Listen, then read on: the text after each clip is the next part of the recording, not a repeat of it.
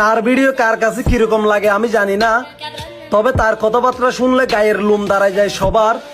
তাই তো আমি ব্র্যান্ড তাকেই মনে করি, উমর অন ফায়ার। টোকাই মামুন আর লাখ সাবান দুইটাই হলো ভাই ভাই। ওরা কয় ওগো নাম দিচ্ছে নাকি ট্রেন্ডিং এ চলে ওমর ভাই।